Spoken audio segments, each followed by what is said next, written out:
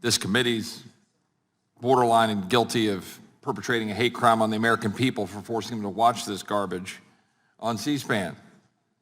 We're sitting here, and the state of Texas is under open assault right now with wide open borders.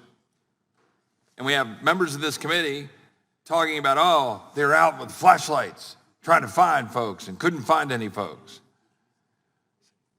Those of us who have been down on the river, literally video recording people coming across and seeing people coming across in a constant stream.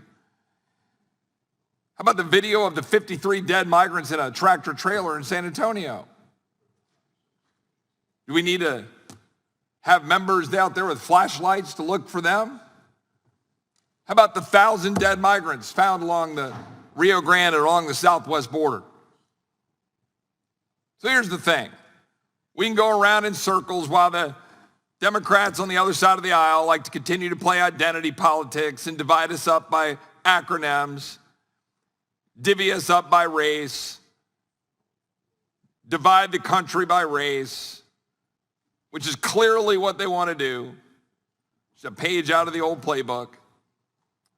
Or we can recognize that we're in the majority and that we're not going to play those games.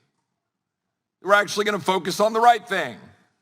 That we're going to actually focus on border security instead of the absolute claptrap that has come from Democrats, leaving this country wide open for abuse and disaster.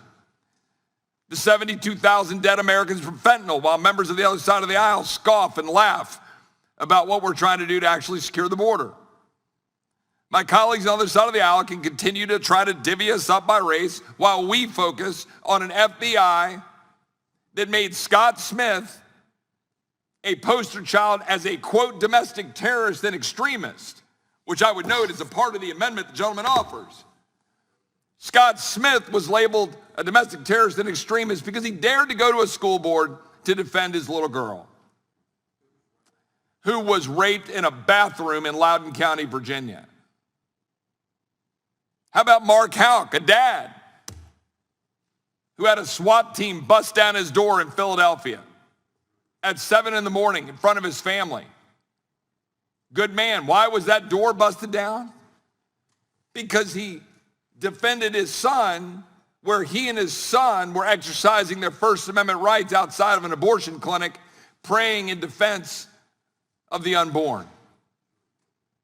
So I will just say, an apology to the American people for wasting your time with the continued garbage that we've been experiencing for the last 4 years with Democrats in the majority. But we're going to focus on doing the work of the American people. So we are going to focus on securing the border of the United States. We are going to focus on exposing and undermining and defunding the bureaucratic state at war with the American people. The bureaucrats in a litany of the alphabet soup of agencies in this town that are stifling entrepreneurial spirit, stifling economic growth, stifling the ability to have robust energy security and energy freedom in this country so people can have jobs, stifling the ability of people to exercise their First Amendment rights and live free in defense of the unborn, or even dare go up and defend their little girl in a school board meeting. So my colleagues on the other side of the aisle can just keep playing the old playbook, divide people by race, create more alphabet soup of identity politics. But we're going to focus on the job the American people sent us here to do. And that's what this is about.